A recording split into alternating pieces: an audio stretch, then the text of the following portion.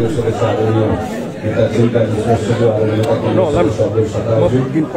आदरणीय नेता हाम्रो उम्मेदवार दिदी कमला पन्तज्यू, यसै गरिकन गण्डकी प्रदेशका महामन्त्री किरण बाबु श्रेष्ठज्यू, पार्टीको अन्य विभिन्न जिम्मेवारी निर्वाह गरिराख्नुभएका थुप्रै प्रदेश कमिटीमा रहनुभएका, जिल्ला कमिटीमा, जिल्लाको महासमिति, महाधिवेशन, भाग्य संस्था, सुरक्षित संस्था, जनप्रतिनिधि साथीहरू यहाँ मञ्चमा पनि हुनुहुन्छ, तल पनि हुनुहुन्छ, सबै पार्टीका साथीहरू र आज यो प्रशिक्षण कार्यक्रममा सहभागी हुन गोर्खाको विभिन्न वडाबाट आउनुभएका सबै अग्रजहरू, साथीहरू, यहाँहरू सबैलाई हार्दिक जय नेपाल।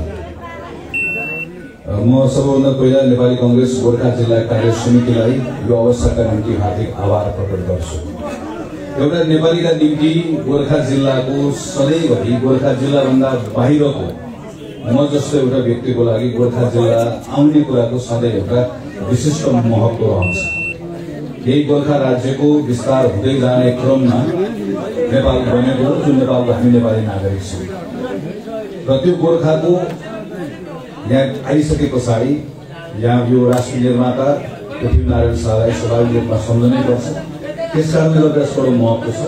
तर एउटा नेपाली कांग्रेसको कार्यकर्ताको लागि त्योभन्दा अर्को फरक महत्व पनि छ।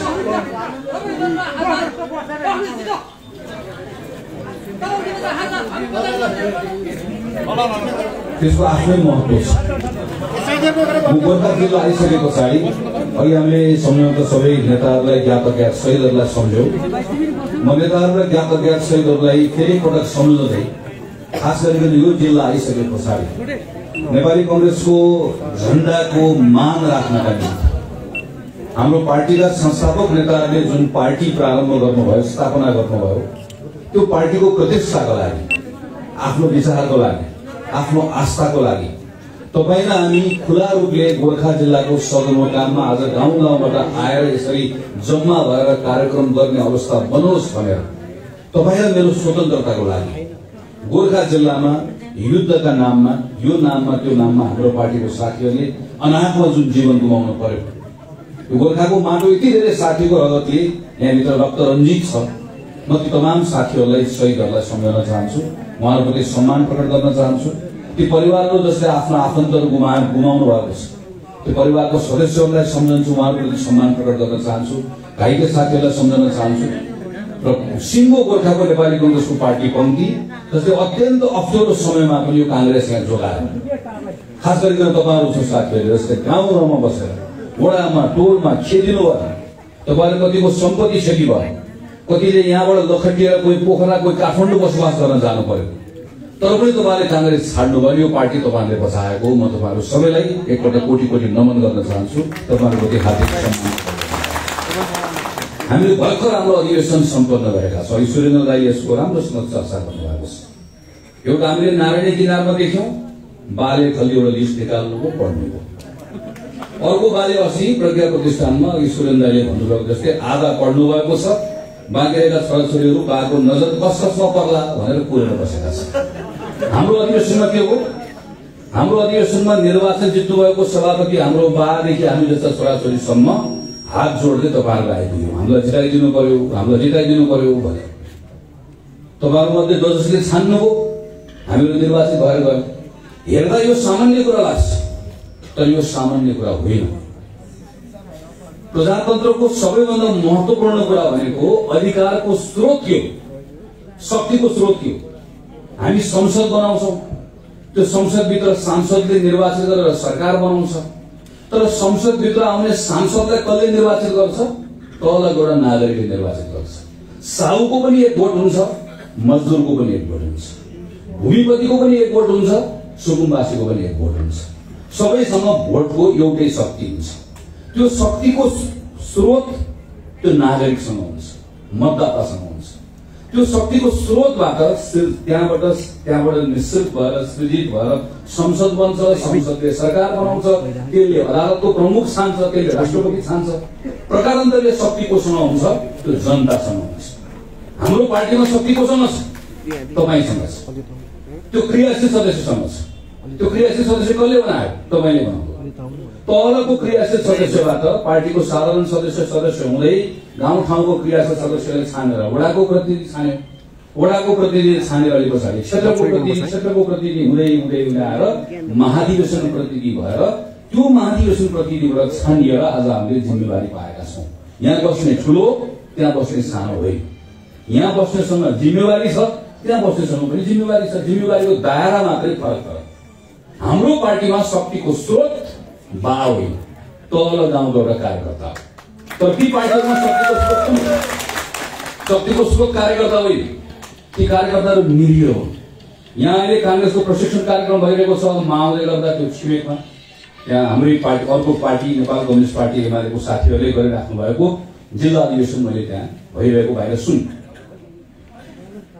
तपाईहरुले शानदार ढंगले अधिवेशन तलको सम्पन्न गर्नुभयो, जिल्ला अधिवेशन निर्विरोध सर्वसम्मतले सम्पन्न गर्नुभयो। त्यहाँ पनि आज सर्वसम्मत हुँदैछ। तर यहाँको सर्वसम्मतको निर्णय तपाईले गर्नुभयो, निर्विरोधको निर्णय तपाईले गर्नुभयो। त्यहाँको निर्णय यहाँको साथीहरूले गर्न लागेको होइन।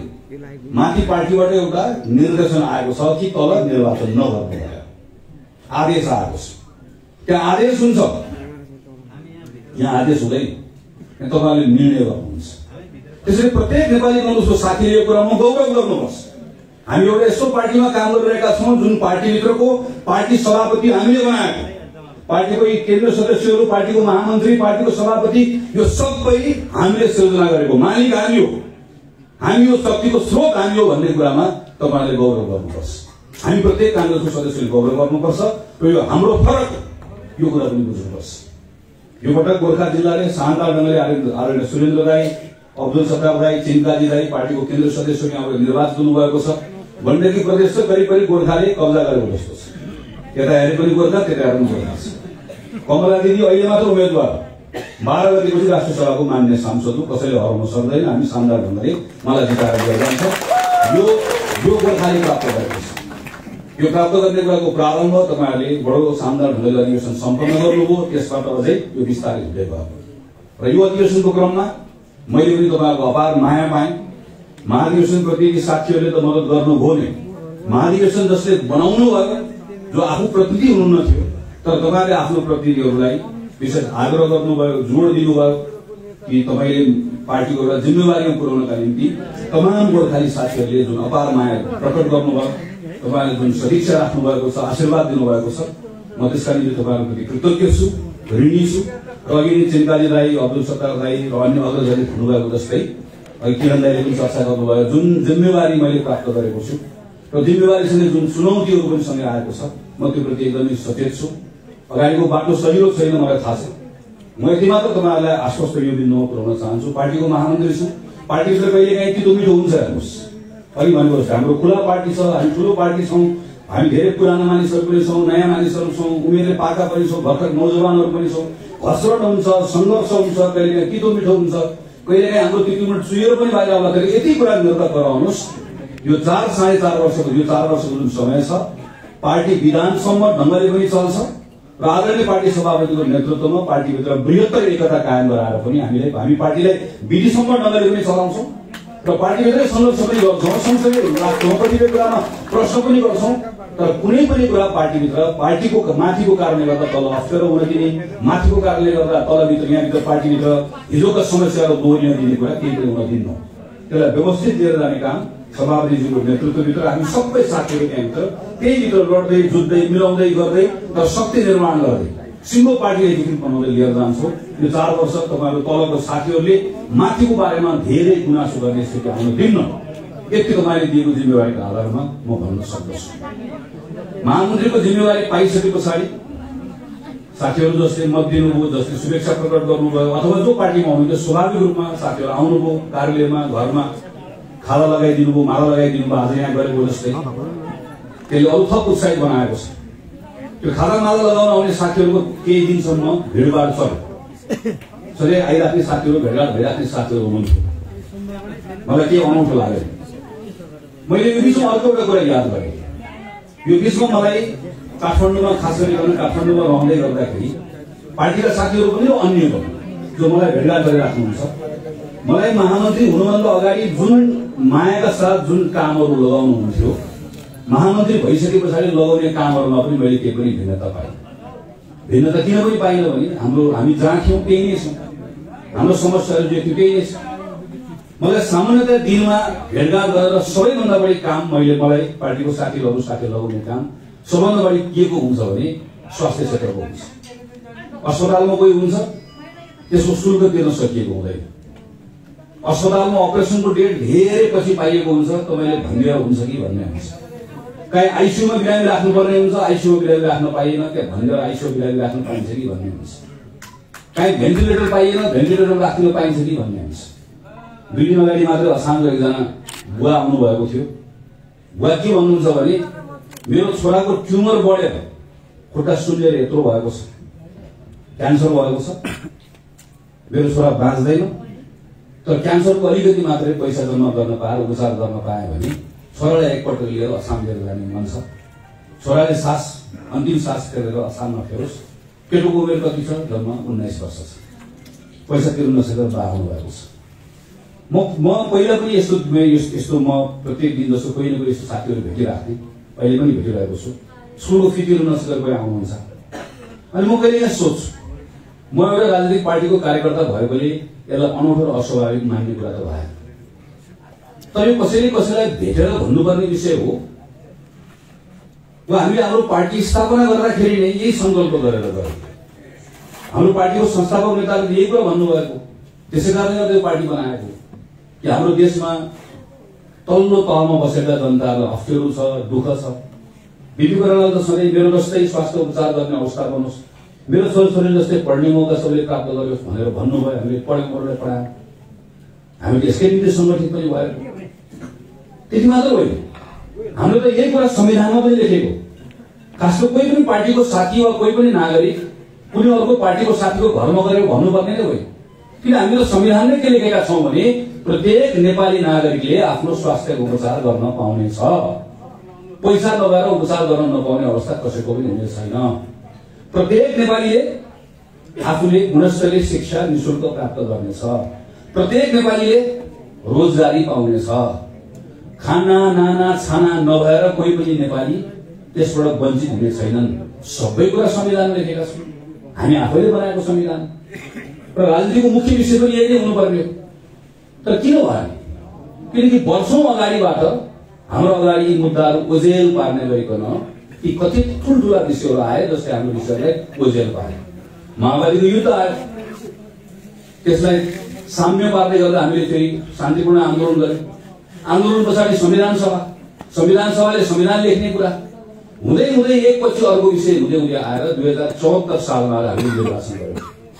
2074 सालको निर्वाचनमा म गोर्खा पनि आएको थिएँ मत माग्नुको लागि।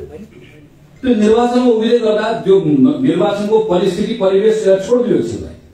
तर एउटा पार्टीको कार्यकर्ता उम्मेदवार वा एउटा नेपाली नागरिक भएर मेरो मनमा के थियो भने यो निर्वाचन पछाडि नेपालको राजनीति नयाँ अध्यायमा प्रवेश गर्छ।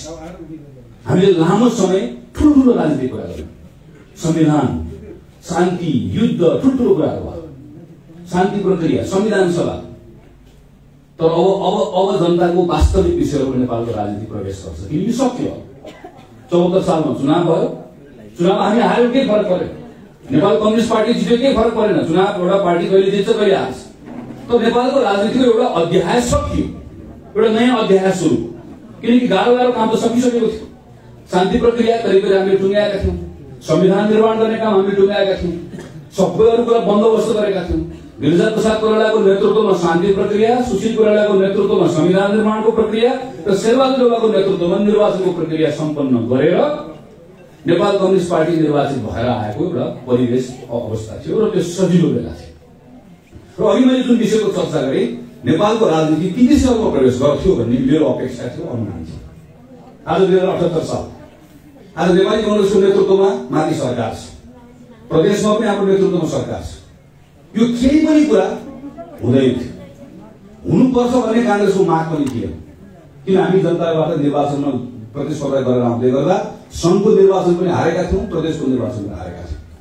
आज नेपाल कम्युनिस्ट पार्टीकै सरकार माथि हुन्थ्यो। केपी ओली हुन्थ्यो प्रधानमन्त्री, प्रचण्ड हुन्थ्यो प्रधानमन्त्री, थाहा छैन। तर नेपाल कम्युनिस्ट पार्टीको प्रधानमन्त्री हुन्थ्यो। प्रदेशको मुख्यमन्त्री पनि नेपाल कम्युनिस्ट पार्टीकै हुन्थ्यो। 2079 साल अर्थात् आजको 1 वर्षपछि नेपालमा चुनाव हुन्छ। त्यो चुनावमा नेपाल कम्युनिस्ट पार्टीले जनताको बीचमा गएर 5 वर्षमा अघि मैले चर्चा गरेको शिक्षाको कुरा, स्वास्थ्यको कुरा, रोजगारीको कुरा, जनताको सुख दुःखका कुराहरूमा मैले यो काम गरे त्यस कारणले गर्दा मलाई फेरि भोट देऊ अर्को 5 वर्ष चलाउँछु भनेर आउँथ्यो। अनि हामी के भनेर आउँथ्यौं भने यो 5 वर्षमा यसले यो काम गर्नुपर्ने भयो, गरेन, हामी भएको भए यो गर्थ्यौं, अब हामीलाई मौका दियो, हामी यो गर्छौं, हामी यो गर्छौं अब भनेर हामीहरू आउँथ्यौं। अर्थात् राजनीति जनताको ती मुद्दाहरूमा आउँथ्यो। नेपाल कम्युनिस्ट पार्टी जसले 5 वर्ष नेपाल चलाउने मौका पायो उसले नेपालमाथि घात गर्यो। उसले नेपाली जनताको जनमतमाथि अपराध गर्यो। संसद निर्वाचन केपी शर्मा ओलीले गर्नुभयो, देखिने कुरा त्यही हो। तर यहाँ प्रश्न संसद निर्वाचनको मात्र होइन। संसद निर्वाचन भइसकेको सारी त्यो गर्नुभन्दा पहिला नेपालमा नेपाल कम्युनिस्ट पार्टी थियो। रातारात मुठी कसेर नेपालका कम्युनिस्टहरू देखाइदियो कांग्रेसलाई देश कसरी चलाउनु हामी देखाइदिन्छौँ भनेर गएको है। रातारात सबै कम्युनिस्टहरू लाइन लागेर मुठी कसेर हामी अब देश चलाउने भनेर नेपालमा मात्र होइन संसारलाई चकित पार्टी भनेर आएको होइन। त्यसको नाममा भोट मागेको होइन, त्यसको नाममा चुनाव जितेर गएको होइन, त्यसको नाममा नेपाल कम्युनिस्ट पार्टी बनाएको होइन। अनि कम्युनिस्ट आफूसँग बाजेर संसदलाई भङ्ग गरेर त्यस पछाडि नेपाल कम्युनिस्ट पार्टीका बारेमा अदालतले एउटा निर्णय गरिसके पछाडि तिमीहरूको नाममा समस्या छ तर तिमीहरू मिलेर आऊ भनेर अदालतले पठाउँदै गर्दा हामी दुईतिर जान्छौँ भनेर नेपाल कम्युनिस्ट पार्टीलाई लगेर दाह संस्कार गरेर नेपाल कम्युनिस्ट पार्टी जन्माउने होला आफैले बनामी खाएको होइन, हामीले देखेको होइन। अनि आज नेपाली जनताको बीचमा हामी अब निर्वाचनको कुरा गर्दैछौँ। हामी निर्वाचनमा जाँदै गर्दा प्रत्येक कांग्रेसको एउटा कार्यकर्ताले आम नेपाली नागरिकलाई यो कुरा स्मरण गराउनु पर्छ कि पर्दैन। म धेरै पुरानो कुरा गरिरहेको छैन, म 80 वर्षको मात्र कुरा गरिरहेको छु। 80 वर्ष 74 सालमा जतिखेर हामीसँग के भनेर मत मागियो, स्थिरता दिन्छौँ, विकास दिन्छौँ भनेर मत मागियो। आज हाम्रो राजनीतिक जीवनको सबभन्दा महत्त्वपूर्ण समय खेर गएको छ। यो 1 वर्ष गएको पुष 5 गते संसद निर्वाचन भएर यो पुष 5 गतेसम्म संसद चलेको छैन। विषय त्यति मात्र होइन, अहिले संविधानमाथि प्रश्न उठेको छ। यो 5 वर्ष अघि मैले भने 5 वर्ष 74 सालदेखि 79 सालसम्म त देश एउटा गतिमा गएर त्यस पछाडिको हाम्रो प्रतिस्पर्धा त्योभन्दा माथिल्लो गतिमा कसरी माथिल्लो उचाइमा कसरी पुर्याउने भन्ने प्रतिस्पर्धा गर्नुपर्ने ठाउँमा फेरि अहिले हामी कहाँ आइपुगेका छौँ। संसद अवरुद्ध भएको छ, पार्टीको टुटफोड भएको छ, अदालत चलेको छैन, न्याय जताततै समस्या फेरि हामी अहिले कता 56-57 सालको जस्तो समस्यामा पुगेका छौँ। कसले पुर्यायो यसको जवाफदेहिता कसले गर्ने? 48 सालमा नेपाली कांग्रेसले बहुमत प्राप्त गर्यो, 51 सालमा हामीले मध्यावधि चुनावमा देशलाई पुर्यायौं।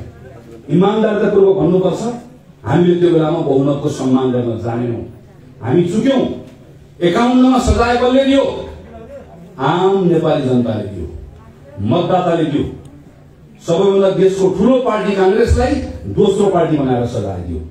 जनतासँग त्यो ताकत हुन्छ, ताकतको जनताले प्रयोग गरेन भने दलले हेप्छ, नेताले हेप्छ। अघि मैले जसरी पार्टीको चर्चा गरे, जुन राजनीतिक पद्धतिमा जनता हेपिन्छ त्यो प्रजातान्त्रिक पद्धति होइन। हामीले आम नेपाली मतदातालाई कुरा भन्नुपर्नेछ। यो पटक जसरी 51 सालमा हामीले गल्ती गर्यौं, दण्ड हामीले पायौं। यो पटक मतदानमा मत माग्न जाँदै गर्दा गल्ती कसले गरेको? नेपाल कम्युनिस्ट पार्टी जसले बनायो गल्ती उसले गरेको। नेपाल कम्युनिस्ट पार्टीभित्र काम गर्नेहरूले गल्ती गरेको, त्यसको नेतृत्वले गल्ती गरेको, त्यसको नेतृत्वले घात गरेको, त्यसको नेतृत्वले जनमतको अपमान गरेको, जसको कारणले गर्दाखेरि देश एउटा गतिमा जाने देशलाई अवरुद्ध पारेको। यो जनताको बीचमा जान्छ, गएको छ, हामी लिएर जान्छौँ। तर यो पनि हाम्रो निम्ति धेरै महत्त्वपूर्ण विषय हो। तर यो यसले मात्र अलमलिने विषय होइन। नेपाली कांग्रेस पार्टी यसले यो गरेन, यसले यो गरेन भनेर गुनासो गरेर वा आलोचना गरेर मात्र बस्ने सुविधा प्राप्त गरेको पार्टी होइन। एउटा पार्टीको नेता, पार्टीको कार्यकर्ताले उनलाई बा भनेर भन्छन्। उनी कोही व्यक्ति होला बा। नेपाली कांग्रेस त सिङ्गो पार्टी नै आमा, हामी त जननी। नेपालको राष्ट्रिय आन्दोलनको मुक्ति आन्दोलनको जन्मियो कांग्रेस। कांग्रेस पार्टी जन्मियो, त्यसपछि बल्ल नेपालमा मुक्ति आन्दोलन जन्मियो।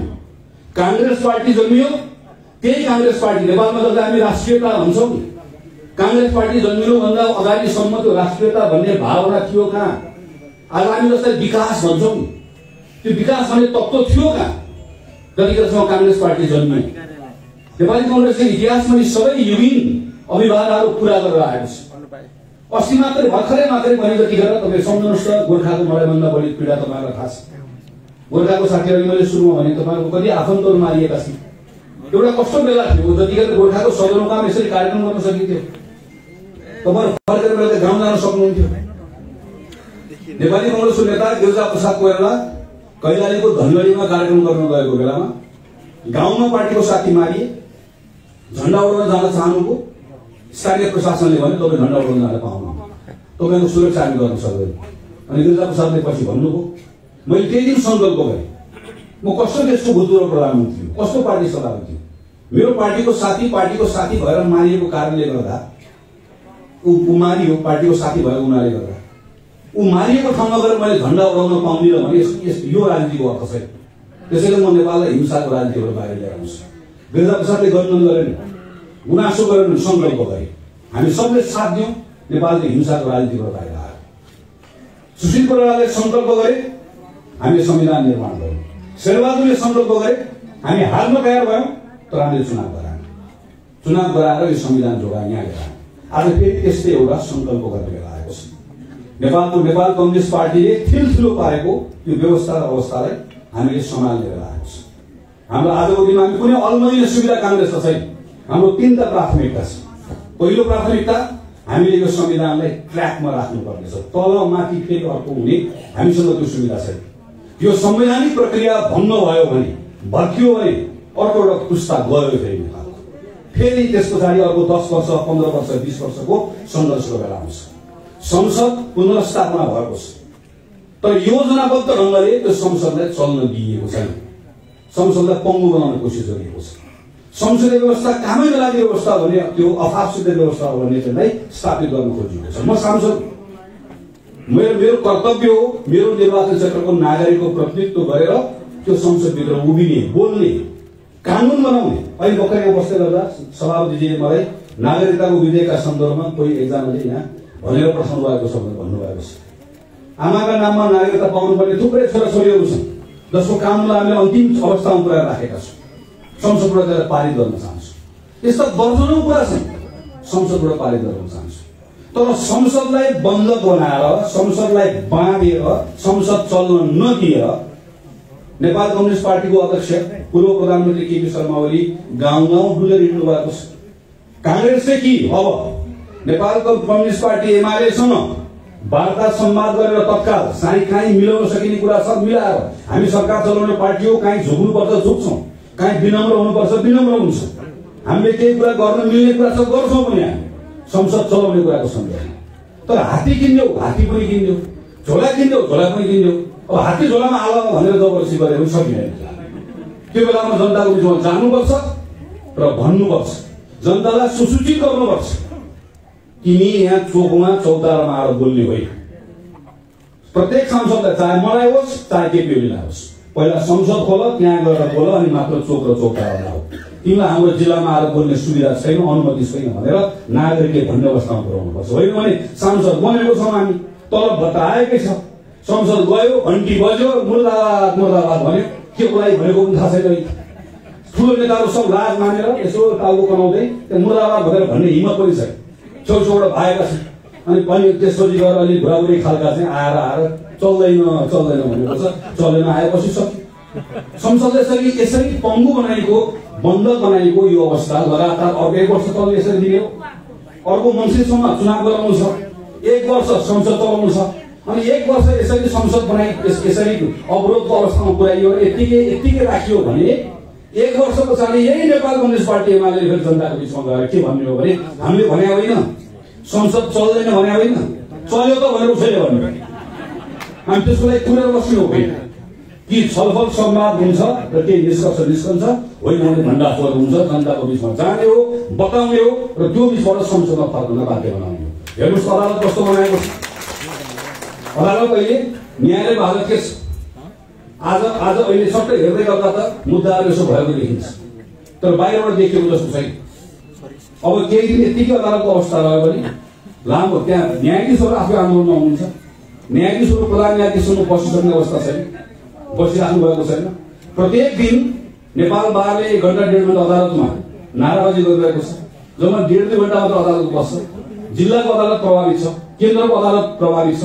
न्याय प्राप्त गर्नुपर्ने नागरिकहरूको हक त्यसबाट कुण्ठित भएको अवस्था छ।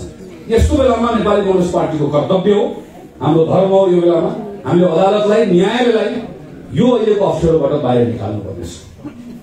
कि त्यहाँभित्र संवादबाट स्थिति सामान्य अवस्थामा आउनुपर्छ, होइन भने नेपाली कांग्रेसले कठोर निर्मम निर्णय गरेर अदालतको प्रमुखले अदालतलाई सही ढंगले चलाउन सक्नु भएन भने प्रमुख त्यहाँबाट हट्नुपर्छ, अदालत सही ढंगले चल्नुपर्छ। त्यो निर्णय गरेर नेपाली कांग्रेस यसलाई सम्हाल्नुपर्ने अवस्था हाम्रो आउँछ। संवैधानिक परिषद, अख्तियार दुरुपयोग अनुसन्धान आयोगदेखि लिएर मानव अधिकार आयोगसम्म सबै ठाउँ हामीले हेर्यौं भनेदेखि भने कस्तो बनाइएको छ। पूर्व प्रधानमन्त्री शेरबहादुर देउवा जतिखेर प्रमुख प्रतिपक्ष दलको नेता हुनुहुन्थ्यो, बैठकमा नबोलाएर उनको अनुपस्थितिमा पनि बैठक हुन पाउने जबरजस्ती अध्यादेश ल्याएर कानून पास गरेर आफ्ना अरौटे भरौटेलाई लगेर संवैधानिक परिषदमा लगेर भरेर, अर्थात् संसद बङ्गो बनाइएको छ, अदालत बङ्गो बनाइएको छ, संवैधानिक परिषद सबै अदालत संवैधानिक सबै निकायलाई बङ्गो बनाइएको छ। र यसको बीचमा नेपाली कांग्रेस पार्टीले सरकार चलाएर 1 वर्षपछि चुनावमा जाँदै गर्दाखेरि कांग्रेसले केही पनि गर्न सकेन भनेर भन्ने स्थिति बनाउने जुन प्रयत्न भएको छ, यसलाई चिर्ने काम नेपाली कांग्रेसले अबको यो दिनमा गर्नुपर्नेछ, यसलाई सम्हाल्नु पर्नेछ। कांग्रेसको पहिलो प्राथमिकता हो। कांग्रेसको दोस्रो यो बेलामा अर्को प्राथमिकता सँगसँगै हाम्रो अन्तर्राष्ट्रिय सम्बन्ध।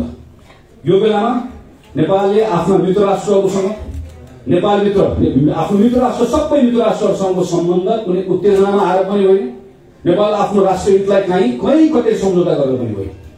तर खास गरिकन अघिल्लो केही वर्षभित्रमा र पछिल्लो समयमा हामीले देख्यौं भने नेपालको अन्तर्राष्ट्रिय सम्बन्धका विषयलाई जति हल्का ढंगबाट राष्ट्रिय हितका विषयमा अँध्यारोको ठाउँमा सम्झौता गर्नुपर्ने गरिहाल्ने, तर सार्वजनिक रूपमा भने जनताको बिचमा सबभन्दा बढी उत्तेजनाको विषयलाई बनाउने, घर घरमा चोक चोकमा चौतारामा त्यहाँ गएर राष्ट्रिय हितका विषयहरूमा, राष्ट्रिय सम्बन्धका विषयहरूमा, राष्ट्रिय सरोकारका विषयहरूलाई जसरी हल्का बनाइएको छ, यो सबै ठाउँबाट समालेर लिएर अगाडि बढाउने काम पनि नेपाली कांग्रेसको हो।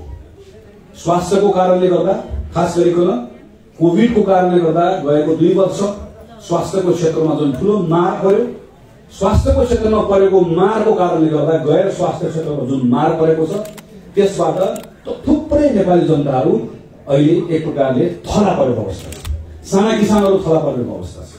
गएको 1.5 वर्ष हाम्रो विद्यालय राम्रोसँग नचल्दै गर्दाखेरि हाम्रा हजारौं विद्यार्थीहरू जुन सिकाइबाट वञ्चित भएको छ, यसको मूल्य अहिले होइन, अबको 5 वर्ष 10 वर्षपछि नेपालले चुकाउनु पर्छ। नेपालको रोजगारीको बजार बर्बाद भएको छ। लाखौं मानिसहरू वैदेशिक रोजगारीबाट नेपाल फर्केर आएर फेरि फर्केर त्यहाँ जान नसक्ने अवस्था भएको छ। सानसानो उद्योग खोलेका मान्छेहरूको टाट पल्टेका छ। कतिपय ठाउँमा ठूलो उद्योगहरू पनि धराशयी हुने अवस्था आएको छ। अहिले हामीले हेर्यौं भने हाम्रो अर्थतन्त्र एक प्रकारले यति धेरै सङ्कट आइसकेको छ, यसलाई सम्हालेर लिएर जाने काम पनि नेपाली कांग्रेसको हो।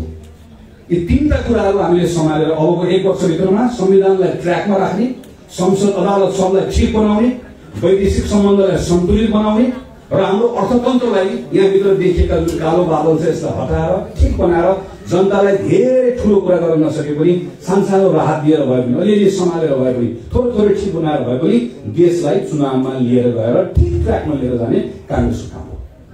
यो चुनाव मैले बुझेको वैशाखको मसान्तसम्ममा स्थानीय चुनाव हुन्छ र अर्को वर्षको मङ्सिरमा आम चुनाव हुन्छ। मैले बुझेको संविधान यही हो, मैले बुझेको कानून यही हो र मैले बुझेको अदालतले संसदको पुनर्स्थापना गर्दै गर्दा उसले भनेको विषय पनि यही हो। हामी वैशाखमा चुनावमा जान्छौं, मङ्सिरमा चुनावमा जान्छौं। वैशाखमा चुनावमा र मङ्सिरमा चुनावमा जाँदै गर्दा यो 1 वर्ष काम गरिसकेपछि 3-4 महिनामा स्थानीय चुनाव, 1 वर्षपछि आम चुनावमा जाँदै गर्दा अब यो पटक कांग्रेस हिजो के गर्यो त्यसको आधारमा मत माग्न जाँदैन। नेपाल कम्युनिस्ट पार्टी एमाले यस्तो गर्यो, यस्तो गरेन, त्यसकारणले मत दियो भन्नु पनि जाँदैन। हामीले केटीकेटीमा पढ्दाखेरि याद गरेका थियौं, एउटाले ब्ल्याकबोर्डमा एउटा लाइन कोरेको छ, यसरी रेखा बनाएको छ। त्यो रेखा भन्दा लामो रेखा बनाउने तरिका दुईटा छ। आफ्नो रेखा छोटो छ भने त्योभन्दा पहिला बनाइसकेको रेखालाई दुई दिनबाट मेट्दै गएर आफूलाई त्यसै लामो बनाउन सकिन्छ। वा जुन रेखा छ त्यो रेखालाई नचलाइकन त्योभन्दा लामो बनायो भने आफू छोटो हुन्छ। नेकपा एमालेलाई वा नेपाल कम्युनिस्ट पार्टी माओवादीलाई, नेपालको कम्युनिस्ट पार्टीलाई छोटो बनाउनको लागि उनले यो गरेनन् त्यो गरेनन् भनेर धेरै भन्नै पर्दैन। हामी अब के गर्नेवाला छौँ त्यति कुरा जनतालाई बताउन सक्यो भने पुग्छ। यो पटक निर्वाचनमा हामी त्यसकै आधारमा जाने हो। जम्मा 5 वर्षको लागि नेपाली कांग्रेसले यो पटक सरकार बनाउन जनताको बीचमा आह्वान गरेर मत माग्न जाने हो। हामी प्रश्न भन्ने हाम्रो धेरै ठुलो कुरा छैन। यो संविधान हामी मान्छौं, यो संविधानभित्र भएको बन्दोबस्तलाई हामी पालना गर्छौं। यो संविधानले नेपालभित्रका सबै नेपालीले राजनीतिक अधिकार दिएको छ, त्यसको सुरक्षा हामी गर्छौं। सबै नेपाली जात जाति भाषाभाषी धर्मावलम्बीलाई सबैलाई उसको भाषिक सांस्कृतिक धार्मिक अधिकार दिएको छ। सबै पहिचानलाई सबलाई बराबर ठाउँ दिएको छ। नेपालभित्रका सबै बराबर हो भन्ने मान्यता स्थापित गरेको छ, त्यसको हामी सम्मान गर्छौं, व्यवहारमा लागू गर्छौं। नेपालभित्रका सबै नेपाली नागरिक जुन परिवारमा जन्मिए पनि, जसको घरमा जन्मिए पनि उसले पाउने अधिकार बराबर भनेको छ। त्यो बराबर अधिकार हामी दिलाएर सक्छौं। र सबैभन्दा महत्त्वपूर्ण कुरा, नेपाली कांग्रेसले नेपाललाई 5 वर्षभित्र विकासको अर्को चरणमा पुर्याउनेछ। विकासको अर्को चरणमा पुर्याउँदै गर्दा कांग्रेसले विकासका निम्ति सबैभन्दा ठूलो आधार मान्ने भनेको नेपाल जल छ, जमिन छ, जंगल छ, सबै मान्छौं, तर जल जमिन जंगलको आधारमा होइन। नेपालको विकासको सबैभन्दा ठूलो स्रोत भनेको नेपालको जनशक्ति हो। नेपालका तन्नेरीहरू हुन्, नेपालका नौजवानहरू हुन्, नेपालका युवाहरू हुन्। नेपालको युवाहरूको जोश, उनीहरूसँग भएको उत्साह र नेपालका वयस्कहरू, नेपालका प्रौढहरू अनुभव, यसकै आधारमा नेपाल बदल्यो र 5 वर्षभित्र नेपाललाई नयाँ ठाउँमा पुर्याउने हो भन्ने सोच र स्पष्टताका साथमा कांग्रेसले अबको 1 वर्षभित्र संघमा यहाँ सुरेन्द्र हुनुहुन्छ, अरू दाइहरू नेताहरू हुनुहुन्छ, प्रदेशको नेताहरू हुनुहुन्छ, हामीहरू माथि के गर्छौं?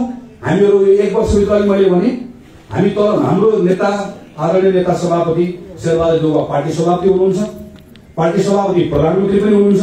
अरू पार्टीहरूलाई मिलाएर बनेको सरकार छ। अरू पार्टीलाई मिलाएर बनाएको सरकार भएको हुनाले गर्दा सबै हामीले भनेको जस्तो चाहेको जस्तो नहोला। अघि मैले भने उहाँ सचेत हुनुहुन्छ र सचेततापूर्वक कदम चालेर हामी स्थानीय चुनाव गराउँछौं, आम चुनाव गराउँछौं, संसद अदालत सबलाई ठीक बनाउँछौं। त्यसको मूल नेतृत्व सभापतिले प्रधानमन्त्रीको रूपमा गर्नुहुन्छ। बाँकी रहेका पार्टीका हामी साथीहरू, केन्द्रमा बसेका प्रदेशमा बसेका साथीहरू, अब हामीहरू 1 वर्ष योजना बनाउँछौं, काम गर्छौं, गफ गर्ने हो। यो ठुल्ठुला उद्योग गफको पनि अर्थ छैन। हामी मैले अघि भने हामी सबैले संविधानमा के लेखेका छौं? नेपालमा सबैले उच्च स्तरीय शिक्षा प्राप्त गर्नेछ, निशुल्क प्राप्त गर्नेछ। नेपालमा सबैले स्वास्थ्य उपचार प्राप्त गर्नेछ लेखेका छौं। तर स्वास्थ्य मन्त्री भएर काम गर्न मैले थाहा पाएको छु, त्यो लेखेको र भएको कुरामा धेरै ठुलो फरक छ। अघि मैले भनेका जस्ता 12 आमाहरू मैले महिनामा 50 जना भेट्छु जसले उपचार गर्न पाएका छैनन्। नेपालका पूर्व प्रधानमन्त्री, पूर्व राष्ट्रपति, मेरो कोहीसँग व्यक्तिगत आग्रह छैन, उहाँहरू अस्वस्थ हुँदै गर्दा, कसैको जापानमा कसैको अमेरिकामा उपचार हुँदै गर्दा, प्रजातन्त्र भनेको यहाँको ठूलो राष्ट्रपति पनि उही हो, उसको पनि एकमत हो, तलको जनताको पनि एकमत हो भनेको जस्तै बराबर सबैको जीवन बराबर हो। मेरो आमाको लागि म सबैभन्दा प्यारो र मेरो लागि मेरो छोरी सबैभन्दा प्यारो भएको जस्तै आम मान्छेको आमाको लागि उसको छोरा सबैभन्दा बढी प्यारो, उसको छोरी सबैभन्दा बढी प्यारो हुन्छ। जीवन सबैको बराबर हुन्छ। यही हो। यसकै निम्ति नेपाली कांग्रेस पार्टीले अब 5 वर्ष शासन सत्ता चलाउँदै गर्दा यति सीमित स्रोत र साधन छ, यत्रो आकांक्षा छ। यो 5 वर्षभित्र गर्ने के हो त? हामीले यो अहिलेको विद्यालयमा के गर्ने हो जसको कारणले गर्दा संविधानमा लेखिएको त्यो कुरा पूरा हुन्छ।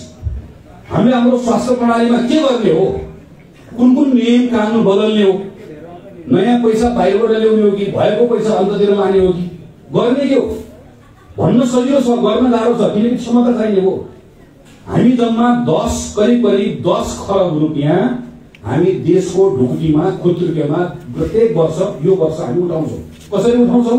तपाईले तिर्ने करबाट सबै भनेको देशको आम्दानी जम्मा त्यति हो। 10 खरब हाम्रो आम्दानी हुन्छ। अनि सरकार चलाउने भन्छौँ नि हामी, सरकार चलाउने भनेको त्यहाँ चाहिँ चिकित्सक राख्ने, यो बाटो बनाउने, जुन सरकार चलाउने सामान्य दैनिक चलाउने कुराको लागि पनि खर्च कति हुन्छ? त्यति नै हुन्छ। जति हाम्रो आम्दानी छ त्यो आम्दानी बराबर त चलाउन मात्रै खर्च हुन्छ। त्यसपछि नेपाली कङ्ग्रेसले अहिलेदेखि योजना बनाउनु पर्यो, म सब विद्यालयमा चमत्कार गर्छु, विद्यालयको बजेट म डबल बनाइदिन्छु भनेर भन्यो भने ल्याउने चाहिँ कहाँबाट हो? खुद्रेमा त पैसा जति छ रात पढ्दैन।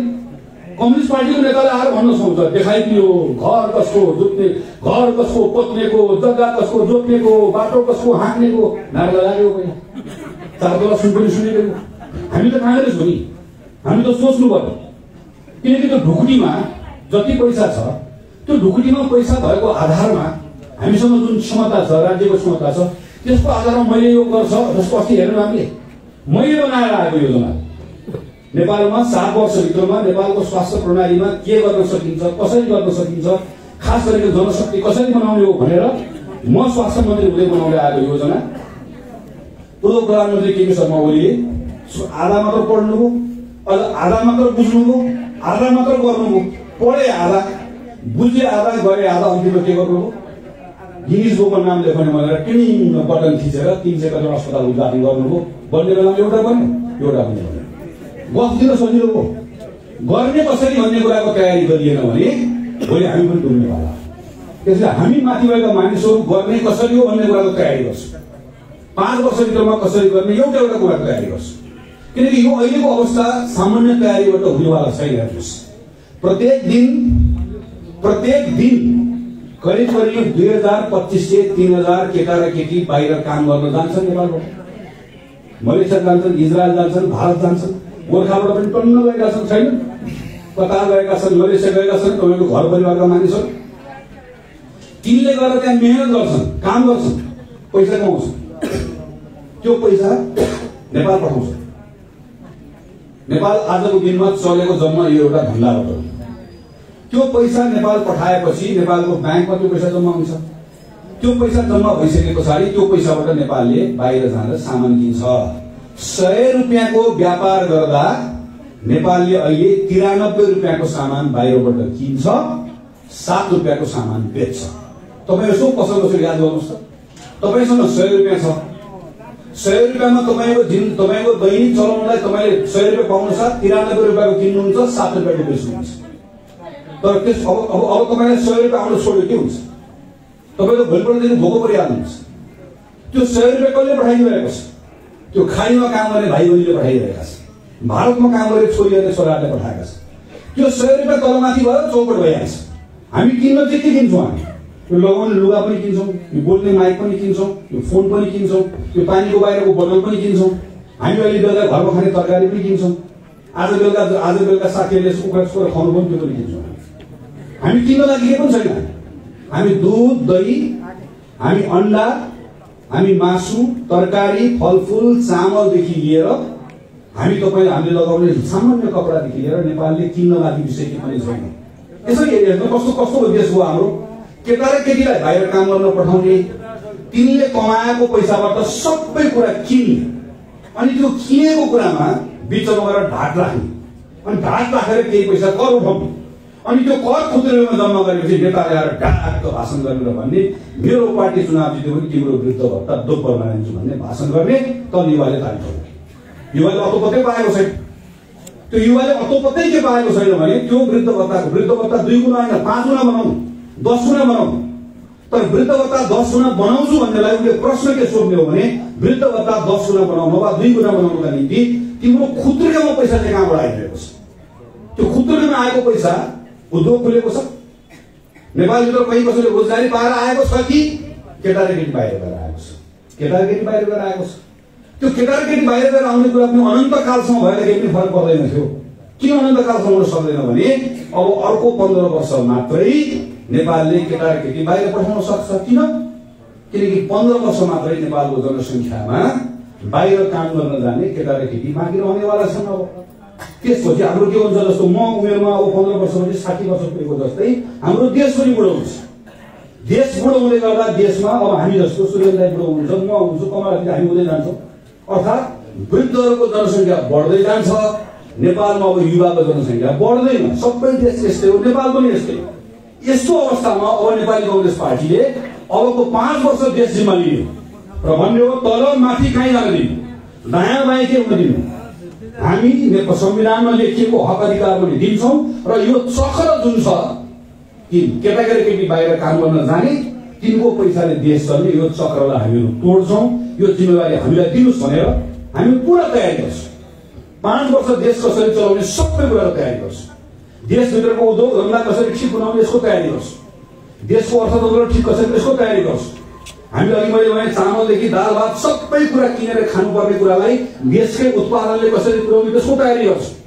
हामी माथि तयारी गर्दै गर्दा अब तल तपाईहरुले काम गर्नु। हाम्रो काम हामीलाई गर्न दिनुस्, हामी गर्छौं। अब तल तपाईहरुले काम गर्नुपर्नेछ। तल तपाईहरुले संगठनलाई ठिक बनाउनु पर्नेछ। तपाईहरुले शानदार ढंगले यो भन्दा अघिल्लो पटक पनि 94 वटा वडामा 45 वटा वडामा विजय प्राप्त गरेको ठाउँ हो। हामी धेरै ठाउँमा निर्वाचन हार्दै गर्दाखेरि पनि स्थानीय चुनावमा यो पटक फेरि त्यो भन्दा पनि सुखद परिणाम हामीले प्राप्त गर्नुपर्नेछ। त्यसको लागि पार्टीको सिङ्गो पार्टी कम्तीमा बृहत्तर एकता चाहिएको छ। हामी भर्खर अधिवेशन गरेर आयौं। अहिले मैले भने अधिवेशनमा निर्वाचन नहुने पार्टी तिनको आफ्नै दुःख छ। त्यसको पार्टी हामीले कल्पना गरेको हाम्रो पार्टीमा हामी वडादेखि नै प्रतिस्पर्धा गरेर आएका छौँ। यसको आफ्नै सुखद पक्ष छ। तर यसले सृजना गर्ने केही जटिलताहरू हुन्छ जसलाई हामीले सम्बोधन गर्नुपर्छ। अर्थात् हामी चुनाव लडेका छौँ।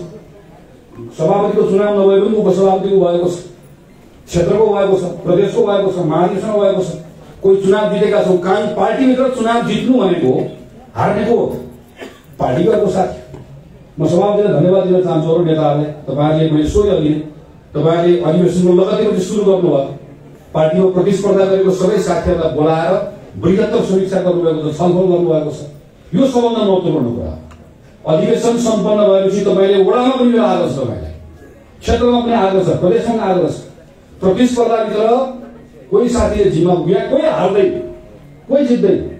मैले महामन्त्रीको जिम्मा पाएको, मेरो अर्को साथीले पनि त्यो जिम्मा लिन खोज्नु भएको थियो। त्यो जिम्मेवारीमा एकजनाले मात्र पाउनु भएको मैले पाएँ। अनि मसँग प्रतिस्पर्धा गर्ने त्यो साथीसँग त शक्ति त छ, उत्साह त छ, ऊर्जा त छ। त्यसलाई खेल गर्न दिने कि त्यसलाई समर्थित गर्नु? त्यसलाई समर्थित गर्ने तरिका के हो? एउटा तरिका भनेको विधान हो, एउटा तरिका भनेको विवेक हो। त्यसैले वडाको नेतृत्वले पनि त्यो विधानको पालना गर्न विवेक पुर्याउने, विधानको पालना गर्दा ध्यान दिनुपर्ने छ। हाम्रो विधानले के भन्छ? तपाईले विधानको पालना भएन भनेर भनिरहँदै गर्दा शेरबहादुर देउवाले मात्र विधान मान्नु पर्ने हो। अनि यहाँ चाहिँ नन्दप्रसाद नेपालीले मान्नु पर्दैन। अनि नन्द नेपालीले मात्र मान्नु पर्ने, तल वडा अध्यक्षले मान्नु पर्दैन। हाम्रो विधानले के भन्छ? हाम्रो विधानले तपाईले कम्तीमा पनि 2 महिनामा एकपटक बैठक अनिवार्य बस्नुपर्छ भन्छ। हाम्रो विधानले के भन्छ? वडा समितिले वडाको कार्य सम्पादन समिति 2 महिनाभित्र अनिवार्य रूपमा बनाउनु पर्ने भन्छ। वडा भनेको कति हो? वडा कार्य समिति भनेको कति हो? तपाईले कार्य सम्पादन समिति बनाउनु कि बनाउनु भएन? तपाईलाई के भन्छ? वडाले अनिवार्य रूपमा टोल समिति बनाउनु पर्छ भन्छ। अब टोल समितिमा कसलाई राख्ने? टोल समितिमा तपाईले सक्रिय सदस्य नभएको पार्टीको साधारण सदस्य राखे पनि हुन्छ। त्यति मात्र होइन, अस्ति वडाबाट माथि क्षेत्रको लागि प्रतिनिधि छान्दै गर्दाखेरि कतिजना साथी आउनु भएको छ? नेता हुने म हो जाने भनेको साथीलाई। अब त्यो प्रतिनिधि साथीलाई बोलाएर टोलको जिम्मा दिनुहोस्। एउटा टोलको जिम्मा दिनुहोस्। टोल भनेको धेरै होइन, जम्मा 100 जना 200 जना भएको टोल। भारतमा यसलाई पन्ना कमिटी भन्छ। एउटा पन्नामा 10 जना मान्छे अड्छ, त्यो पन्ना बराबर एउटा कमिटी हुन्छ। त्यसलाई पन्ना माथि टाउकोमा अध्यक्षको नाम लेखेको हुन्छ, उसको नाम पन्ना अध्यक्ष र सबैभन्दा शक्तिशाली पन्ना अध्यक्ष हुन्छ। तपाईले टोल कमिटी बनाउनुहोस्। त्यो 100-200 जनाको टोल कमिटीभित्र अब त्यो जम्मा पुरा ठुल्ठुलो जम्मा टोल कमिटीको त्यहाँको प्रमुखले आफ्नो टोल भित्रको सबै यहाँ पहिला कुरा मतदाताको अद्यावधिक विवरण राख्नु पर्यो र त्यो टोलको सुख दुःखमा अघि मैले भने कसैको व्यक्तिगत समस्या सक्छ त्यहाँ सुख दुःखमा पार्टी माथि फर्कने होइन, पार्टीलाई अब तल फर्काउनु पर्यो। पार्टी माथि होइन, जतिसक्दो तल जानु पर्यो, टोलमा गएर त्यहाँभित्र गएर एउटा त्यो टोल भित्रको कुनै परिवारमा एकजना साथी कसैले जीवन गुमाउनु भएको छ भने पनि टोल कमिटी त्यहाँ पुग्नै पर्छ, समवेदना प्रकट गर्नै पर्छ। एकजना साथी अस्पताल पुग्नु भएको छ भने कांग्रेसको टोल कमिटीको अध्यक्ष होस् कि सचिव होस् फलफुल बोकेर अस्पताल पुग्नै पर्छ। शुल्क तिर्न सकेको छैन भने आफ्नो खल्तीबाट जहाँ सकिन्छ, सकेन भने मागेर हुन्छ अथवा भनेर हुन्छ, जुटाएर हुन्छ। माथि काम गर्ने कुरा म भने समग्र सुधारको काम माथि गर्दै जान्छौँ हामी। तर तल अहिले जनताको दैनिक जीवनमा पर्ने कुरासँग अब पार्टी त्योसँग गएर एकाकार हुने मार्फत टोल कमिटी हाम्रो विधानले तपाईलाई त्यही गर्छ। यहाँबाट फर्किएपछि तपाईँले त्यो टोल कमिटी बनाउनु पर्नेछ। र हाम्रो यसपालि के भएको छ अर्को, हामी यति धेरै पद सिर्जना गरेका छौँ। तपाईँको नाम के? मेरो नाम फलानु, म प्रदेश कमिटीको सभापति। तपाईँको नाम के? म फलानु। पद नभएको मान्छे छैन। हामीसँग पद छ, तर पद भएर मात्र हुँदैन। पद सँगसँगै अब जिम्मेवारी लिनुपर्ने छ। प्रत्येक पदलाई तपाईँ वडाको बैठक बस्नुहोस्, वडाको उपसभापतिलाई लिखित जिम्मेवारी दिइहाल्नुहोस्। वडाको उपसभापतिको जिम्मा यो वडाभित्र भएको विकास निर्माणको कामको सूची प्रकाशित गर्ने सानै काम होला। लिखित निर्णय गर्नुहोस्, जिम्मा दिनुहोस्। एउटा महाधिवेशन प्रतिनिधिलाई म आग्रह गर्न चाहन्छु, प्रत्येक महाधिवेशन प्रतिनिधिलाई जिल्ला कार्यसमितिले बैठक बसेर एउटा न एउटा विषयको लिखित जिम्मा दिनुहोस्। हामीसँग पद छ, जिम्मेवारी छैन। यो जिम्मेवारी बोक्न हामी सबै कोर कमिटीको जिम्मा लिए पनि हुन्छ, जाको जिम्मा लिए पनि हुन्छ। यो जिम्मा हामी तयार हुनुपर्ने छ। नेपाली कङ्ग्रेस पार्टीभित्र थुप्रै नौजवान साथीहरू आउनुभएको छ, युवा साथीहरू आउनुभएको छ। म तपाईँहरूप्रति एकदमै धेरै आश्वस्त भएँ। म तपाईँहरूप्रति ठुलो भरोसा म हामी सबैको छ। तर म नौजवान साथीहरूलाई आग्रह गर्न चाहन्छु, तपाईँहरूमध्ये कति महाधिवेशनमा आउनुभएको छ, कति क्षेत्रमा आउनुभएको छ, तपाईँहरूको उत्साहलाई पार्टीको साथीहरूले सम्मानित गर्नुभएको छ। तर हामी मभन्दा नौजवान साथीहरूले के कुरा बिर्सनुहुन्न भने, नौजवानसँग त्यो ऊर्जा छ, उत्साह छ भने पुरानो साथीहरूसँग त्यो सङ्घर्ष गरेको आफ्नो इतिहास छ, त्यो अनुभव छ, त्यसको सम्मिश्रणले मात्रै पार्टी चल्छ। त्यसैले मेरो पुरानो अग्रजलाई पनि आग्रह छ, यत्रो नौजवान साथीहरू आउनुभएको छ, ती साथीहरूलाई पनि बाटो बनाइदिनुहोस्। तिनीलाई सँगै राख। कोही महाधिवेशन आएका छन्, कोही महासमिति आएका छन्, युवाहरू आएका छन्। ती पदको कारणले गर्दा कोही ठुलो कोही सानो हुने होइन, तर जिम्मेवारी लिन्छु भनेर आएका छन्। तिनीलाई काम गर्ने ठाउँ दिइदिनुहोस्, बनाइदिनुहोस्। पुरानो साथीहरूले नयाँ साथीहरूलाई जति सक्यो त्यति सिकाइदिनुहोस्। नयाँ साथीहरूले पुरानोलाई सम्मान नगरिकन अगाडि बढ्छु भन्ने कुरा छोडिदिनुहोस्। तपाईँ जस्तै कुनै बेला उहाँहरू पनि नौजवान हुनुहुन्थ्यो, त्यो नौजवान भएको बेलामा दुःखै गरेर यहाँ पुग्यो, यत्रो पार्टी जोगाइदिएको। ती साथीहरूको पनि सम्मानसँगै गयो भने हाम्रो पार्टीको यो ताकत बन्छ। हाम्रो पार्टीको ताकत हामीले बनाएर हामी महिला पनि माथि हामी काम गर्छौँ, तल तपाईँहरूले काम गर्दै जाने र हामी हाम्रो जनताको बिचमा हाम्रो कुरा। तपाईँहरूले 95 वडामा 45 वडा जित्नुभयो। राजनजी यहाँ आउनुहुन्छ, ईश्वर दाई यहाँ आउनुहुन्छ। धेरै पालिका हामी जितेको, हामी करिब 7 वटा गाउँपालिका जितेको, 2 वटा नगरपालिका जितेको ठाउँहरूमा अब निर्वाचनमा जाँदै गर्दा हाम्रो पार्टीको तलको साथीहरूले जहाँ निर्वाचन जितेको छ, दोस्रो पटक स्थानीय चुनावमा जाँदै गर्दा 5 वर्ष जिम्मा पाउँदै गर्दा हामीले के गर्यौं भन्ने कुराको आधारमा हामीले मत माग्न जाने हुन्छ। त्यसको तयारी निर्वाचित भएको जनप्रतिनिधि साथीहरूले गर्नुपर्छ, उहाँले गर्नुहुन्छ। वैशाखमा चुनाव हुन्छ, स्थानीय चुनाव। पार्टीको विधानले के भन्छ? 1 महिना अगाडि चुनावको उम्मेदवार तय गर्नुपर्छ भन्छ। अब पहिला जस्तो हुँदैन। चुनाव भन्दा 1 दिन अगाडि आएर उम्मेदवार खोजी गर्ने काम सकियो। अब हामी 1 महिना अगाडि उम्मेदवारको तय गर्छौँ। क्षेत्रले वडाको उम्मेदवार तय गर्ने भनेको छ, क्षेत्रले गर्छ। जिल्लाले गर्ने भनेको काम जिल्लाले गर्छ, प्रदेशले गर्ने भनेको काम प्रदेशले गर्छ। अघि नै किरण दाइले एउटा विषय उठाउनु भएको छ। गठबन्धनको बैठक त्यो दिन बिहानसम्म बसेको र बिहान 12 बजे मात्रै कुन चाहिँ पार्टीले कुन चाहिँ सिट पाउने भन्ने कुराको तय भएको हुनाले गर्दा हामीसँग त्यो दिन साँझ मात्रै जम्मा एउटा समय मागियो। जम्मा साँझको 5 घण्टा समय बाँकी भएको हुनाले गर्दा हामीले ठ्याक्कै बिहानलाई पक्रन सकेनौँ। यद्यपि यो कुरा पनि हामीले सचेत छौँ, योभन्दा अगाडि बढ्दै गर्दा हामीले कहीँ कतै पनि चुक्न दिनु हुँदैन। तर यो कुरामा तलको पार्टीको साथीहरूले पनि समयमा काम गर्नुपर्नेछ। नेपाली कङ्ग्रेस पार्टीले योभन्दा अघिल्लो चुनावमा देशभरिबाट जति मत प्राप्त गरेको, योभन्दा अगाडि बढ्ने क्रममा बाँकी रहेको मत जति हामीलाई जस्तो चिन्ताइँदै लड्नुभएको नौ क्षेत्रमा कति मत नपुगेको, 2600 मत चाहन्छु मत नपुगेको होला, 26-27 मत नपुगेको। मेहनत गरेर हामीले शानदार ढङ्गले काम गर्ने हो। 1 नम्बर क्षेत्रमा शानदार ढङ्गले नेपाली कङ्ग्रेसको झण्डा फर्काउनुहुन्छ। हामीले अर्को निर्वाचन क्षेत्रमा आफ्नो पार्टीको चुनाव चिन्हमा मत हालेन, हामी हाल्ने अवस्था बनेन। म त्यो जान्नु एउटा राष्ट्रिय परिस्थिति बन्यो, कम्युनिस्ट पार्टीहरू मिले त्यो बेलामा हाम्रो बाध्यताको निर्णय पनि रह्यो। तर यो पटक यति कुरा म भन्न सक्छु, ऐश्वर्यदाले महत्त्वपूर्ण कुरा उठाउनु भएको छ। हामी धेरै कुरा अहिले नगरौँ, तर यति कुरा म भन्न सक्छु, गोर्खाको साथीहरूलाई हाम्रो पार्टीलाई सङ्ग्रहालयमा पुर्याइदिन्छु भनेको कुरा हामीले बिर्सेका छैनौँ, बिर्सन्नु पनि। त्यो बिर्सेका छैनौँ, बिर्सन्नु पनि। र गोर्खाको नेपाली कङ्ग्रेसको साथीहरूले शानदार ढङ्गले यो पटक रुख चिन्हमा बाहेक अरू कुनै पनि चिन्हमा मत हाल्ने अवस्था पनि हाम्रो दिनमा रुखमा हालिन्छ। तर रुखमा मत हाल्ने भन्दै गर्दा तपाईँले पनि नेतृत्वले विश्वस्त गर्न सक्नुपर्छ। यो नेतृत्व भनेको यहाँको मात्र होइन, माथिसम्मको नेतृत्व। कि काङ्ग्रेस सङ्गठनको तलको चलायमान भएर संगठनभित्रको एकता कायम गरेर हामीले यस्तो ताकत निर्माण गरेका छौं कि त्यो ताकतको आधारमा नेपाली कङ्ग्रेस पार्टीले शानदार ढङ्गले निर्वाचन जित्छ भन्ने अवस्था तलपट्टिको तपाईहरुको गतिविधिले पार्नुपर्नेछ। त्यसैले माथिको बारेमा धेरै चिन्ता नगर्नुहोस्। मैले अघि पनि भने हामी यसलाई समाजेर लिएर जान्छौँ, समाजले क्षमता हामीहरू लाग्छ। हामी योभन्दा अगाडिको 5 वर्ष के गर्छौं भन्ने योजना बनाऊ। म जिल्ला सभामा आग्रह गर्छु। पुसको मसान्त भएको छ, माघ र फागुन 2 महिनाको विशेष कार्ययोजना जिल्लाले बनाओस्, दुईटै सङ्घको क्षेत्रले बनाओस्, प्रदेशले बनाओस्, पालिकाले बनाओस्, वडाले बनाओस्। किन बनाओस् भने चैतको 1 महिना चुनाव प्रचारको महिना हो। त्यसैले चुनाव स्थानीय चुनाव केन्द्रित विशेष कार्ययोजना भनेर जिल्ला कार्य समितिदेखि सबले बनाएर तपाईहरु अब निर्वाचनको मोडमा तपाईहरु जानुपर्ने अवस्था आइसकेको छ।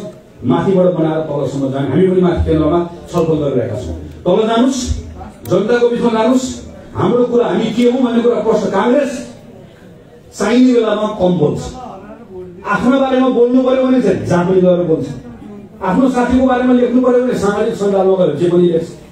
हामीलाई अर्काले गाली गर्यो भने भाग्छ। त्यो बेला हो कि हामी धेरै ठाउँमा त्यो गर्छौँ। यो पाराले हामीहरू सधैँभरि रक्षात्मक मात्रै हुन्छ। रक्षात्मक हुनुपर्ने ठाउँमा नेपाली कङ्ग्रेसको साथीहरू बिपीले भन्नुहुन्थ्यो नि आलोचनात्मक चेतना चाहिन्छ। नेपाली कङ्ग्रेसको पार्टी न नेताको न पार्टीको कार्यक्रमको कहीँ पनि तपाईले आँखा चिनेर समर्थन गर्नुपर्छ म भन्दिनँ। पार्टीभित्र विवेचना हुन्छ, छलफल हुन्छ, विश्लेषण हुन्छ, मतमतान्तर हुन्छ, सबै कुरा चल्छ। तर जहाँ पार्टी चुकेकै छैन, पार्टी नचुकेको ठाउँमा कम्युनिस्ट पार्टीको एउटा नेताले वा एउटा कार्यकर्ताले आएर हाम्रो बारेमा केही कुरा भन्छ अनि हामी थरथर भएर हामी भाग्छौँ।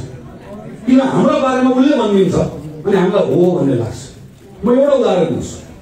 नेपाली कङ्ग्रेस पार्टीलाई देशभरिको पार्टीको तल्लो तहको कम्युनिस्ट पार्टीको कार्यकर्ता जुनसुकै कम्युनिस्ट होस्, दाइनवाला कम्युनिस्ट होस्, देब्रेवाला कम्युनिस्ट होस्, सबैले गर्ने एउटा गाली छ।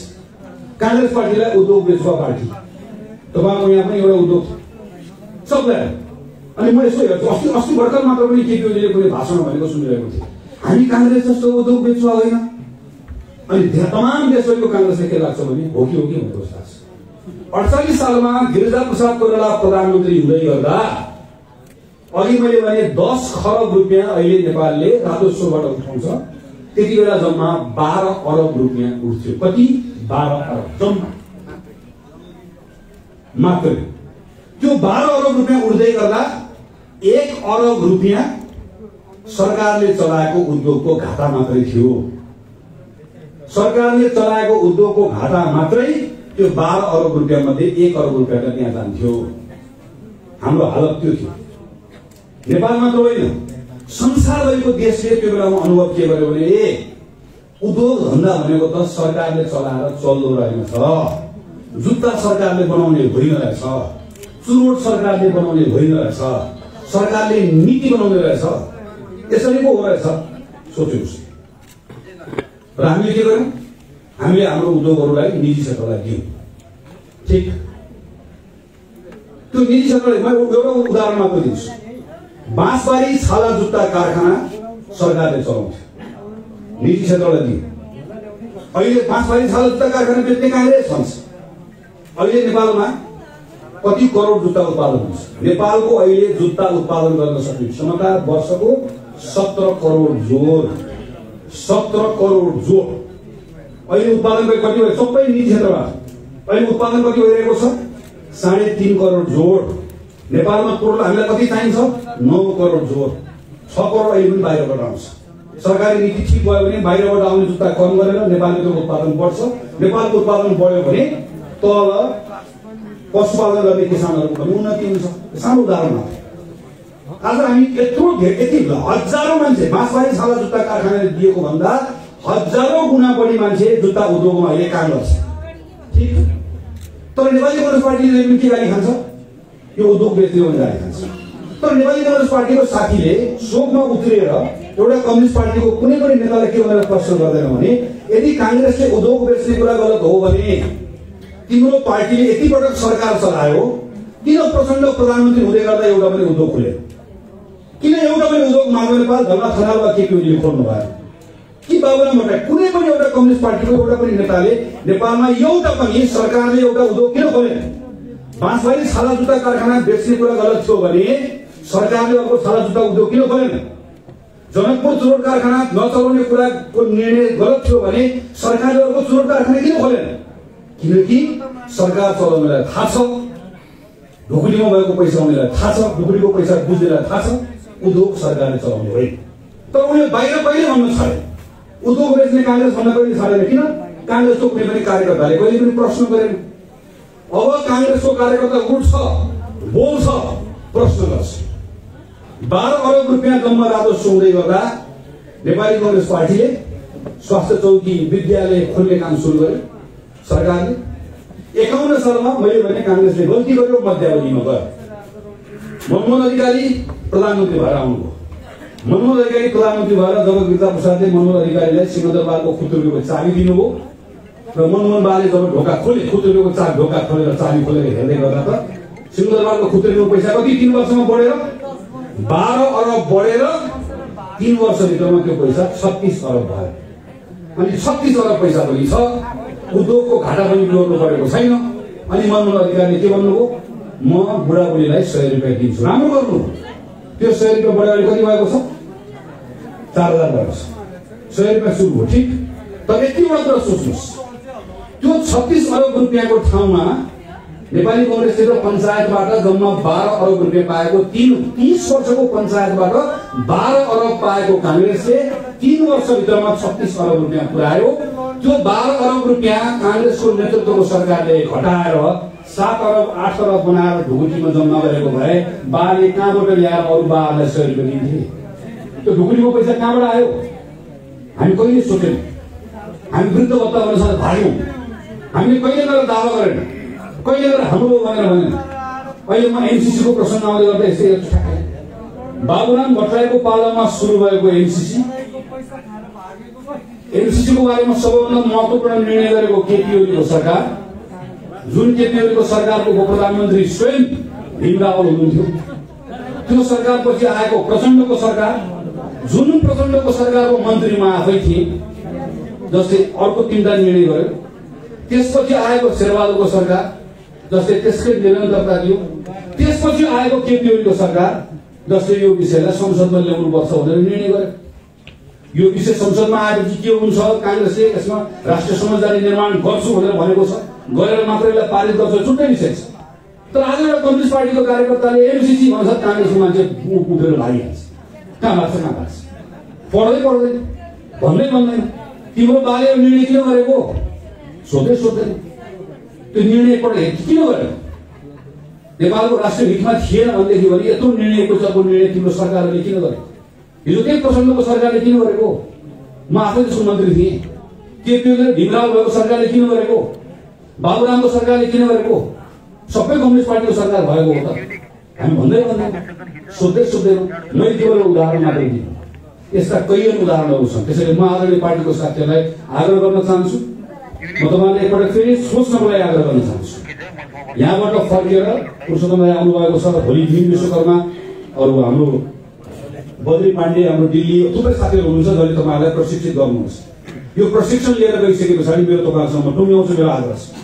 नेपाली कांग्रेसको सभापतिको नेतृत्वमा सरकार छ, यति कुरा ढुक्क रहनु होला। यो गठबन्धन सरकारसम्म यसलाई राम्रोसँग टिकाएर हामीहरू जान्छौँ। हामीहरूले शानदार ढङ्गले 1 वर्ष सम्हाल्छौँ। संविधान तलमाथि हुन दिन्नौँ। संसदमा अहिले भएको अवरोधलाई पनि हामी चिर्छौँ। अदालतलाई ठिक ठाउँमा ल्याउँछौँ। हामी हाम्रो अर्थतन्त्रलाई पनि सम्हाल्छौँ। 1 वर्ष ठिक ढङ्गले लिएर जान्छौँ। पार्टीलाई पनि विधानसभा ढङ्गले चलाउँछौँ। तर तल तपाईँहरूले काम गर्ने कुराको गति अब बढाउनु पर्नेछ। अघि मैले तपाईँलाई भने टोल कमिटी बनाउनेदेखि लिएर विधानसभा ढङ्गले काम गर्ने कुरा तल तपाईँले ठिक बनाउनुहोस्। तल तपाईँले लिएको जिम्मा, वडा अध्यक्षको जिम्मा लिनुभएको छ। शेरबहादुर देउवाले यसो गर्यो, गगन थापाले यसो गर्यो भन्नुभन्दा पहिला एकपटक आफ्नो कमिटीको माइन्ड पल्टाएर हेर्नुहोस्। त्यो माइन्ड ठिक छ, तपाईँले ठिक समयमा बैठक राख्नु भएको छ भने तपाईँले जिल्ला सभापतिलाई भन्न पाउनुहुन्छ। तपाईँले ठिक समयमा काम गर्नुभएको छ भने तपाईँले मलाई वा सुरेन्द्र पाण्डेलाई भन्न पाउनुहुन्छ। मैले ठिक काम गरेको छु भने मैले मेरो सभापतिलाई भन्न पाउँछु। आफूले पाएको जिम्मा ठिक ढङ्गले काम गरे मात्रै मसँग त्यो नैतिक अधिकार आउँछ, नभए मसँग नैतिक अधिकार आउनु। हामी चुनावको वर्ष होइन, अबको 3 महिनापछि स्थानीय चुनाव आउँदैछ। यो चुनावमा शानदार ढंगले गोर्खाले अघिल्लो पटक प्राप्त गरेको परिणामलाई दोब्बर बनाउनु पर्नेछ। सबतिर 4-4 झण्डा फरफराउनु पर्नेछ र आम चुनावमा गोर्खाको दुईटै निर्वाचनमा क्षेत्रमा र चारवटै प्रदेशमा कांग्रेसको झण्डा शानदार ढंगले फरफराउनु पर्नेछ। हाम्रो साथीहरुमाथि भएको अन्याय, हाम्रो साथीहरुको हिजो भएको अनावश्यक ढंगले भएको हत्या, हाम्रो सम्पत्ति लुटेका कुरा, सब कुराको त्यसको हिसाब अब चुनावको मतको परिणामबाट दिनुपर्नेछ। त्यो उच्च आत्मविश्वास बोकेर साथीहरु तल्लो तहमा जाने, काम गर्ने कुरामा संगठित भएर जुन उत्साहका साथ अधिवेशन सम्पन्न भएको छ, यो उत्साहलाई, यो ऊर्जालाई लिएर तल्लो तहसम्म गएर साथीहरुले संगठित भएर काम गर्ने कुरा, त्यो संगठनको आधारमा सरकार बनाउने कुरा र यो पटक सरकार बनाउने कुराहरु कुनै कुराको लागि होइन। 5 वर्ष कांग्रेसले सरकार चलाइसके पछाडि एउटा कांग्रेसको महामन्त्रीले सोच्ने कुरा यति हो कि मेरो घरमा बिहान कुनै आमाले आएर, कुनै बाले आएर मेरो छोराको खुट्टा 19 वर्षको छोराको खुट्टा काटेर मेरो जिल्ला लानको लागि पैसा मसँग भएन भनेर आउनु पर्ने एउटा आमा आउनु पर्छ, एउटा बा आउनु पर्छ। कोही मान्छे कतार, खाडी, मलेसिया कोही पनि मान्छे रहने जाने जाओस्, तर मैले काम गर्न नेपालमा पाइनु भनेर जाने उनको श्रीमतीले बाक्सा कहिले आउँछ मेरो श्रीमानको भनेर उड्नु नपरोस्। त्यो अवस्था कांग्रेसले आउने बनाउने हो। यो संविधानले हामीलाई दिएको जिम्मेवारी पनि यही हो। हाम्रो पार्टी बनाएको पनि त्यही कारण हो र हामी जन्माउनको लागि यो पार्टी बनाएको होइन। यसको उद्देश्य छ, यसको सपना छ, यसको संकल्प छ, त्यो पूरा गर्ने ताकत हामीले राख्ने हो। यसका लागि तपाईले काम गर्ने, यसको लागि मैले, हामी सबले काम गर्ने हो। हाम्रो पार्टीलाई एउटा नयाँ उचाइमा पुर्याउनु पर्नेछ। त्यो नयाँ उचाइमा पुर्याएको पार्टीले प्राप्त गरेको शक्तिको आधारमा देशलाई यो अहिलेको गरिबीबाट, यो अहिलेको कंगालीकरणबाट, यो अहिलेको बेरोजगारीबाट यसबाट मुक्त गर्नुपर्छ। कांग्रेसले एउटै कुरा हो, हाम्रो कोही पनि शत्रु छैन। नेकपा एमाले हाम्रो शत्रु होइन, हाम्रो प्रतिस्पर्धी हो। माओवादी अहिले हामीसँगै सहयात्री छ, कुनै बेला फेरि प्रतिस्पर्धी होला, सहयात्री होला, तर कोही पनि हाम्रो शत्रु छैन। कांग्रेसको जम्मा एउटा शत्रु छ, यो देशको गरिबी हाम्रो शत्रु हो, यो देशको बेरोजगारी हाम्रो शत्रु हो। कांग्रेसले युद्ध गर्छ, त्यसका विरुद्धमा युद्ध गर्छ, त्यसलाई परास्त गर्छ। हाम्रो पार्टी त्यसकै लागि बनेको, हामी त्यसकै निम्ति काम गर्ने हो। हाम्रो शक्ति त्यसकै लागि, यो शक्ति र संगठन सही कुरालाई प्रयोग गर्नका लागि गोर्खा जिल्लाको नेपाली कांग्रेसले जुन अभियान सुरु गरेको छ, यो अभियानमा सफलता प्राप्त गरोस्। यत्रो धेरै पार्टीका नेताहरूलाई तपाईहरुले केन्द्र समितिमा पाउनु भएको छ, 101 नेताहरू हुनुहुन्छ। यसबाट थप शक्ति तपाईहरुले प्राप्त गर्नुहुन्छ र 12 गते यो चुनावमा गठबन्धनको चुनाव छ। अहिले पनि चर्चा भइसकेको छ, हामी सबले ध्यान पुर्याउनु पर्नेछ। हाम्रो पार्टीको साथीहरूले अरु उम्मेदवारलाई मत हाल्ने कुरा पनि तलमाथि कोही पनि नहोस् र माघ 12 गते भएको चुनावबाट फेरि तपाईहरु अर्को एकजना सांसद, राष्ट्रिय सभाको सांसद कमला पन्तलाई तपाईहरुले पाउनुहुन्छ। त्यसमा तपाईहरुले गर्नुपर्ने इमानदारीपूर्वक गर्नुपर्ने कामहरू पनि गर्नुहोस्। धन्यवाद, नमस्कार, जय नेपाल।